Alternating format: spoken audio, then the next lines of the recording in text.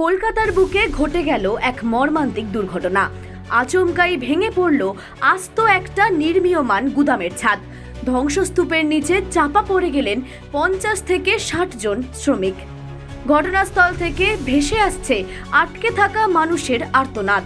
পরিস্থিতি এতটাই সংকটজনক যে শেষমেশ উদ্ধার কাজে নামাতে হলো ভারতীয় সেনাবাহিনীকে।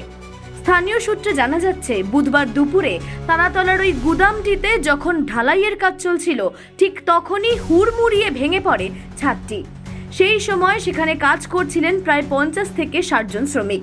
চোখের পলকে ছাদটি তাসের ঘরের মতো ভেঙে পড়ে এবং লোহার বিম ও সিমেন্টের চাইয়ের নিচে চাপা পড়েন শ্রমিকরা। ঘটনাটি নজরে আসতেই প্রথমে স্থানীয় মানুষজন উদ্ধার কাজে ঝাঁপিয়ে পড়েন। খবর পেয়ে দ্রুত ঘটনাস্থলে পৌঁছয় পুলিশ, দমকল এবং বিপর্যয় মোকাবিলা বাহিনী। কিন্তু লোহার ভারী বিম সরানো সাধারণ মানুষের পক্ষে একেবারেই সম্ভব ছিল না। পরিস্থিতি বেগতিক দেখে তড়িঘড়ি ডেকে পাঠানো হয় ভারতীয় সেনাবাহিনীকে। ধ্বংসস্তূপের নিচে চাপা পড়া শ্রমিকদের বের করতে এখন রীতিমতো জরুরি তৎপরতায় কাজ চলছে। আনা হয়েছে বিশাল আকার ক্রেন, গ্যাস কাটার দিয়ে কাটা হচ্ছে লোহার ভারী চাই। এখনো পর্যন্ত পাওয়া খবর অনুযায়ী 7 থেকে 8 জন শ্রমিককে উদ্ধার করে দ্রুত স্থানীয় হাসপাতালে পাঠানো হয়েছে, যাদের মধ্যে বেশ কয়েকজনের অবস্থা অত্যন্ত আশঙ্কাজনক। ভিতর থেকে ভেসে আসছে চিৎকার, কান্নার শব্দ। স্থানীয়দের একাংশের আশঙ্কা, এই ভয়াবহ দুর্ঘটনায় বহু মানুষের প্রাণহানি ঘটে থাকতে পারে। তবে সরকারিভাবে এখনো হতাহতের সংখ্যা স্পষ্ট করা হয়নি। অন্যদিকে নবান্নের তরফ থেকে ইতিমধ্যেই একটি বিশেষ কন্ট্রোল রুম খোলা হয়েছে। ঘটনাস্থলে পৌঁছেছেন রাজ্যের মন্ত্রী ইন্দ্রনীল খাঁ।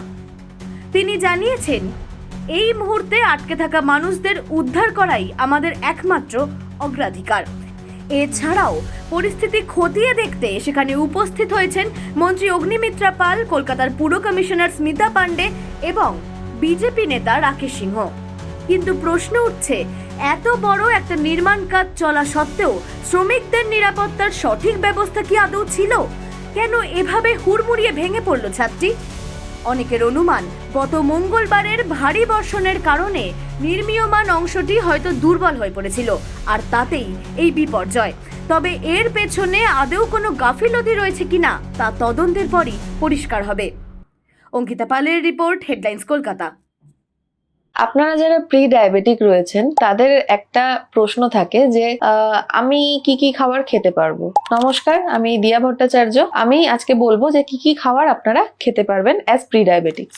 আমরা অ্যাজ ডায়েটিশিয়ানস প্রি ডায়াবেটিক পেশেন্টদের যেগুলো খেতে বলি সেটা হচ্ছে লো গ্লাইসেমিক ইন্ডেক্স যে ফুডগুলো রয়েছে, অর্থাৎ সিরিয়াল এবং সিরিয়াল প্রোডাক্টস গুলো তো অবশ্যই খেতে পারবেন, তবে সেটার অ্যামাউন্ট গুলো যেরকম আমরা অ্যাডভাইস করে দিই সেই রকম। সেটা ছাড়া রিফাইন্ড সুগার অর্থাৎ চিনি, সেটা কিন্তু ডায়েট থেকে আস্তে আস্তে এবার বাদ দিতে হবে। তবে তার মানে কি মিষ্টি জিনিস একদমই খাবো না? মিষ্টি জিনিস খাবো, তবে সেটা একটুখানি অকেশনালি খেতে হবে, রেগুলার বেসিসে খেলে কিন্তু হবে না। এবং এটা ছাড়া গ্লাইসেমিক ইন্ডেক্স হাই যে ফল যেগুলো আমরা বলে দেব, সেই ফলগুলো কিন্তু একটু গ্যাপে খেতে হবে, রেগুলার বেসিসে খাওয়া যাবে না। আরো কিছু এরকম নিউট্রিশনাল কোয়ারি থাকলে কন্ট্যাক্ট করুন আমাদের সাথে। আনন্দ আর ভালোবাসার দীপ্তিতে গড়া সমুজ্জ্বল পরমা, ঠিক তোমারই মতো। শ্যাম সুন্দর কোম্পানি জুয়েলার্স, আগরতলা, উদয়পুর, ধর্মনগর, কলকাতা।